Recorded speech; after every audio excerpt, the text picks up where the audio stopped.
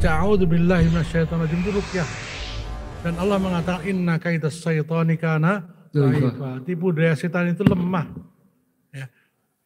Tapi jangan sikapi ruqyah itu kayak mantra. Nah, masalahnya kan kita anggap kayak mantra. Hati kita nggak ikut nih.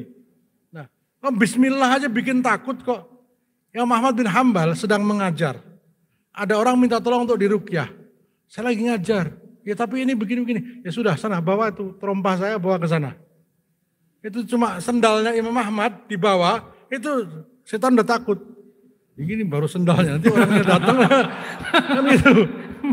Nah, jadi Imam Ahmad belum baca apa-apa karena iblis tahu ini ketakwaan Imam Ahmad ini akan menakutkan. Ya. Jadi sebenarnya siapapun kita itu lemah. Tetapi kalau kita menyandarkan kepada Allah, kita menjadi kuat. Siapapun itu jamin. Nah, kadang kita nggak yakin. Wudhu dulu, salat 2 rakaat, minta hidayah Allah, baca surat Al-Baqarah. Nggak harus sekali majlis. Sekarang 1, 2 halaman, 3 halaman terus. Surat Al-Baqarah adalah surat yang akan mengusir. Disunnahkan dibaca di rumah-rumah yang baru dihuni. Ini janji Rasulullah, juga janji Allah. Percaya nggak kita? Nah, sudah, yakin saja. Ya, yakin saja. Kalau ditakuti, dia sedang nantang. Sudah, ayo berantem sama saya. Gitu aja. Tapi saya takut. Nah ini. Tapinya itu masalahnya. Saya jamin, tidak ada satupun orang yang akan dicekik dalam keadaan sadar. Pasti cuma bisa datang dalam mimpi. Itu. Yakin gak? Ya. Kalaupun dia datang deketin aja, hei ngapain iseng? Udah dia akan diem. Tapi kalau kita takut, jadi akan goda. Itu masalahnya. Dhaif, lemah. Nah, saya pernah punya jamaah. Anaknya itu nggak pernah di Sydney sana, nggak ada takut sama ini. Karena mereka dalam frame berpikir mereka nggak ada yang namanya gaib. Begitu liburan di Indonesia sebulan, pulang sudah takut sama pocong. Kenapa orang barat nggak takut sama kayak gitu? Mereka nggak ada itu, nggak percaya kayak begituan. Masa orang barat aja berani kayak itu, kok kita yang iman malah nggak berani? Coba tanyakan orang bule-bule, nggak takut karena mereka nggak ada dalam mereka itu bohong semua itu ya. Itu tipu daya. Nah, dibacakan surat Al-Baqarah, tidak harus orang yang ahli ruqyah. Wudhu dulu, sholat, minta pertolongan. Karena orang yang meruqyah itu mintanya sama Allah, Bu. Siapa yang meruqyah, yang minta kepada selain Allah, malah dia jadi syirik. Nah, sama-sama minta sama Allah, Allahnya sama kita kok. Ya, kita lebih merasa butuh kan? Kita berarti yang lebih bagus untuk meminta kepada Allah. Karena kita tahu butuh betul dengan Allah. Jadi nggak usah khawatir, baca aja Al-Baqarah. Kalau berat, baca ayat kursi. Ulangi berkali-kali. Ya. Al-Falaq An-Nas dibaca terus. Kalau datang baca itu. Biasanya dia akan datang sebelum kita tidur. Nah, datangnya lewat mimpi kan. Maka sebelum tidur baca wudu, baca ayat kursi, sudah dia akan datang. Ya. Cuma masalahnya kan kita sering lebih takut. Nah itu. Ya, jadi bagaimana dengan orang yang minta jasa dalam meruqyah? Ya.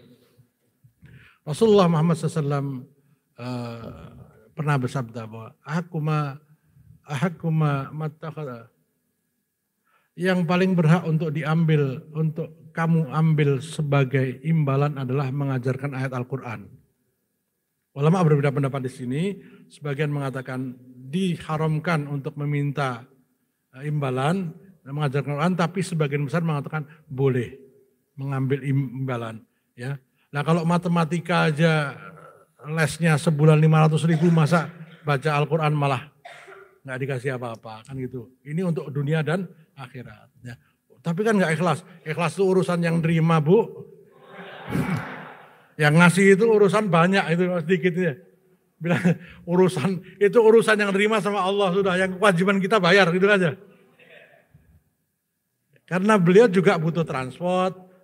Anggap aja itu uang transport. Anggap saja itu sebagai terima kasih. Ya, karena telah membantu. Ya.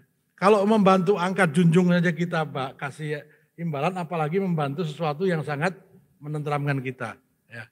Oh itu menjual ayat. Enggak. Menjual ayat itu adalah yang halal jadi haram dengan itu. Itu makna menjual ayat. Yang halal diharamkan dengan menggunakan dalil. Itu dalil yang dicari-cari itu namanya menjual ayat. Tapi kayak gitu enggak menjual ayat. Ya, saya katakan, ini ngajar Quran enggak saya ini? Ngajar. Ya. Profesi enggak? Profesi, enggak usah malu-malu ini profesi. Kalau enggak ada yang profesi kayak gini, semua jadi pedagang, mana ustadznya kayak gitu kan. Profesi, boleh enggak digaji? Boleh. Imam Masjidil Haram itu digaji semua itu. Dan gede bukan kecil. Di Brunei, muadzin itu 1.500 Brunei dolar. 10.000 kali 500, 15 juta. Itu 2 shift. Muadzin itu 2 shift. Zuhur sama subuh, zuhur, asar shift pertama, maghrib isya shift kedua. Dapat apa? Fasilitas mobil. Itu cuma adzan. Gimana imamnya? 2.000 dolar. Boleh enggak? Sangat boleh. Kalau memberi upah kepada buruh yang enggak berilmu saja boleh, apalagi orang yang menyelamatkan kita dunia dan akhirat, sangat boleh. Maka Nabi itu dapat bagian ghanimah berapa? 1/5. Itu. Jadi Allah sudah ngasih. Yang paling berhak menerima upah adalah mengajarkan Al-Quran. Hadis riwayat Imam Bukhari. Kalau dia nolak itu urusan masing-masing. Ya. Nah, jadi begitu.